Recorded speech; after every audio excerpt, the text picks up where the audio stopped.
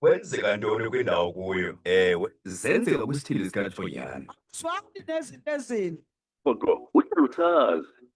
Kwenzeka ntoni kwindawo ngolo suku? Siphake ngakumbi Dr. AP Xuma Local Municipality abantu abaninzi ke bayawuyazi njengengcobo kanti ke silive kwikhasi lethu lika-Facebook sele ke sijoyinwa ke nguye ke ulathi Tyumrhe oyiyo ke i-media officer phaa ke kwi-Anglican Youth of Southern Africa in Diocese of Mpashe. Namhlanje baselebrate ke usuku lwabantu abatsha kodwa ke ngendlela engaqhelekanga ngakumbi kubantu abatsha. Sizawuva banzi into yokuba olu suku luzana ntoni kwaye why bekhethe le ndawo bayikhethileyo into yokuba babeke bengabantu abatsha bayoselebrate ke olu suku. Elathi masikubulise sisi enkqubeni sikunike ithuba lokuba uzibulisele kumphulaphuli weVukane FM ngolu suku lanamhlanje. Happy Youth Day. Happy msasazi. Ndiyabulisa kubaphulaphuli nakuwe msasazi ngale mini yolutsha. Enkosi msasazi.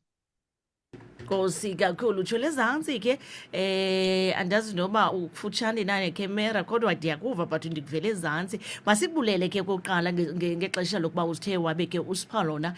Ndiyaqonda ke sinibamba nibhizi nani ngolu suku lwabantu abatsha xa nibhiyozela ke i-Youth Day. Kune-outreach eniyiqhubayo ningabantu abatsha ngakumbi phaa Anglican Youth of Southern Africa in Diocese of Mpashe. Ungakusicacisele banzi ngale outreach?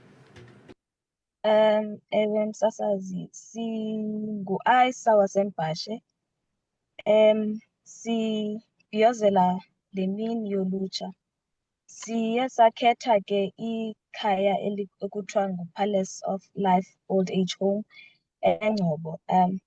Ngeenjongo zokuba sesabona kwelaa khaya ukuba it is a need yokuba siyovela phayana singu-Isa in collaboration with ezinye ii-guilds ze-diocese. Eli khaya ke likhaya eliseNgcobo kumasipala waseNgcobo.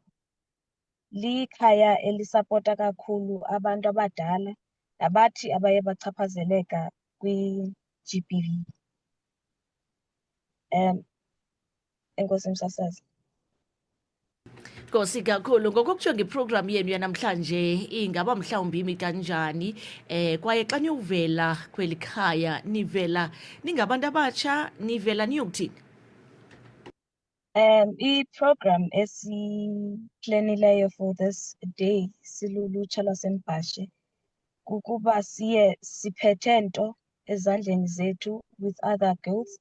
Siye siphethe siyo-inspire elaa khaya, siyonikeza ukhanya kwelaa khaya ngeenjongo zokuba like bangacinga fanuba njengoba abantu abadala bevalelekile phayana akho themba, sizonikeza nethemba kwelaa khaya msasazi. Cela omnye umbuzo msasazi. Zintoni ezi lathi nizawube niziphethe namhlanje xa nisiyokubona kwelaa khaya ngakumbi ukuselebreyitha olu suku lwabantu abatsha? Kodwa ke nditshilo ndathi kumphulaphuli xa bendiqala niliselebreyitha ke ngendlela edifferent nina because ii-programs ezininzi when it comes to Youth Day sibona abantu abatsha besemabaleni kwizipoti but you choose le outreach. Nisantoni zintoni enizisayo kweli khaya? Ndiyakuva msasazi. Siya siphethe ihita since like kusebusika msasazi. Siya siphethe ihita, ingubo, impahla, zonke izinto. Kodwa yeyona ephambili siya siphethe uthando kwelaa khaya. Siyobafudumeza ngengoma nangelizwi likaThixo msasazi. Right, sijonge amaxesha ke into yokuba kulindeleke iprogram ibe iqala ngabani ixesha namhlanje? Iqala ngentsimbi ye-10 msasazi kwelaa khaya lasePalace. Okay, all right. Xa siyiqukumbela nje kwimizuzu elishumi mphulaphuli ke uba wena ke usandula ke ukusibamba sijonga ke kwezenzekayo kwisithili sikatshonyane ngolu suku lwanamhlanje. Sitshilo ke sathi sithetha nolathitha Tyumrhe oyi-media officer ke mphulaphuli weVukane FM phaa ke kwi-Anglican Youth of Southern Africa in Diocese of Mpashe xa bebhiyozela usuku lwabantu abatsha ke nge-outreach yabo abayenzayo. Amazokugqibela ke aya kubantu abatsha jikelele nje xa nibhiyozela olu suku ingaba uthini lathi? I would like to encourage them to believe in themselves and Sasazi, bajongane nee-goals zabo and keep God at the center of their lives. And also, i-background yakho mayingadetermine i-future yakho. Yenze loo nto ngokholo nangokuzinikezela emsebenzini wakho nangokwenza izinto ezilungileyo maxesha onke. Konke kuzolunga Msasazi, Nkosi. Nkosi kakhulu sithando sam yangakusuku lwanamhlanje xa nizawubeke nisenza umsebenzi omhle ningabantu abatsha lube yimpumelelo nishiyo lwakhaya lufudumele. Siyabulela kakhulu. Nkosi Msasazi.